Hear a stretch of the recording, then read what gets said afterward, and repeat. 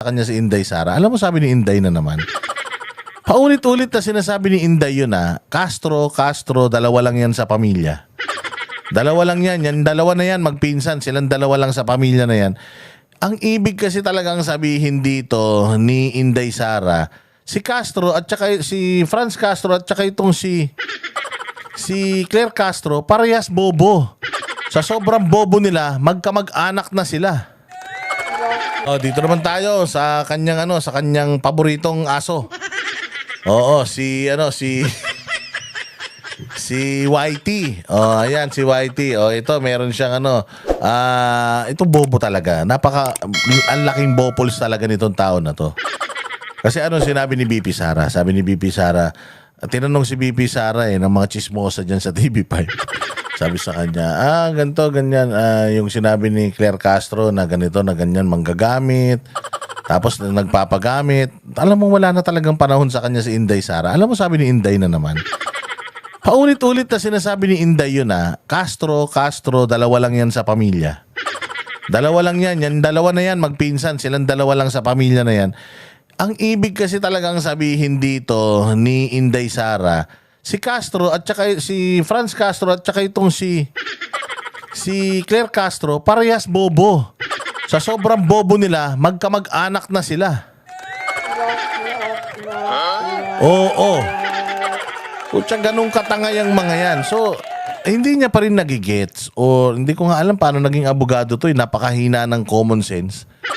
Hindi niya pa nagigets. Pinaliwanag pa ni Banat Bay sa kanya yan nung nagkita sila nung nagdebate Sinabi pa ni Banat Bay na hindi yun ang ibig sabihin. Ang ibig sabihin po ni Madam President, parehas kayo ni Franz Castro. Parehas kayong anti-Duterte lang dahil nabubusalan sa bibig.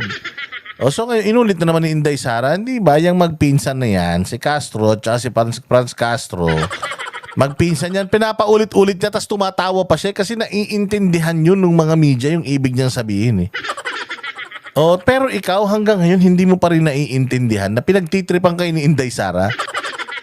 Hindi fake news yun, tanga.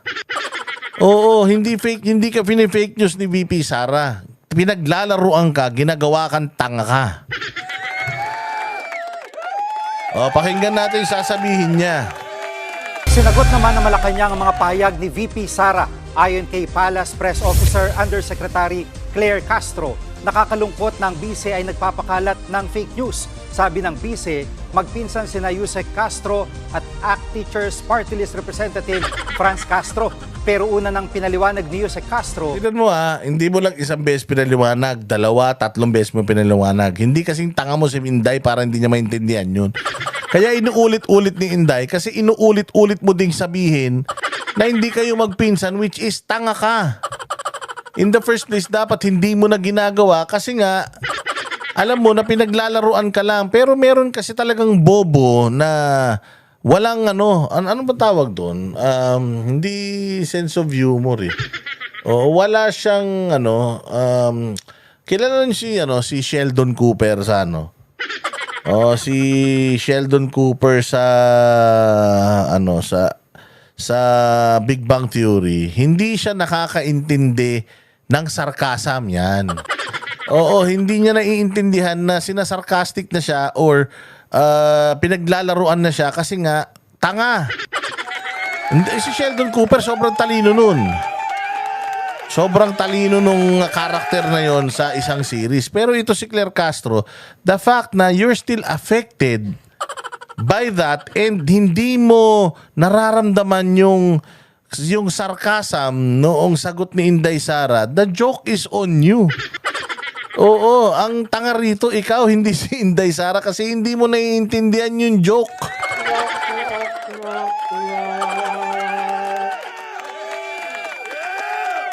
So sabi nga, when you do not understand the joke, you become the joke. Na pareho lang sila ng apelido ng kongresista at hindi sila magkaano-ano. Tungkol naman sa pahayag ng BICE na bigyan ng benefit of the doubt ang mga senador pagdating sa trabaho, sabi ni Yusek Castro, makikita naman ng taong bayan kung sino-sino mga bias at mga nagtatrabaho. Nagiging source of fake news na po or disinformation ang ating Vice Presidente at hindi ito maganda para sa Fake news at disinformation. Unang-una sa lahat, hindi naman balita. Yung pagkatao mo. Actually, kahit nga sino nga yung mga kamag-anak mo, walang pakialam ang mga Pilipino eh. Kahit maubos ang lahi nyo, wala kami pakialam. O hindi ka importante, Claire Castro. O makaintindi ka. Bobo talaga kayo. Kaya nga sinasabi nila na bobo si Franz. Bobo ka din eh. Kasi si Franz ganyan din. Hindi rin siya nakakaintindi ng sarcasm eh. Hindi ba noong nandoon sa Senate, ginigisa nila si Pangulong Duterte, nagmukha silang mga aso lahat. Nagmukha silang mga basang sisiw kay Pangulong Duterte. Alam mo kung bakit? Kasi tanga. Wala nang panahon si Pangulong Duterte na sagutin eh. Yung mga questions ni Franz Castro doon sa congressional inquiry. Kasi nga, pang tanga. O ikaw naman, ginagawa ka nang tanga ni Inday Sara, react ka pa ng react. So, the joke is on you. Hindi na kasalanan ni Inday Sara kung pulpul ka masyado. Hindi mo naiintindihan yung ibig niyang sabihin. Wala siyang panahon at wala siyang responsibilidad na sagutin yung na ipaliwanag sa iyo yung ibig niyang sabihin kung ayaw mong intindihin. Bahala ka sa buhay mo. So yan yung isang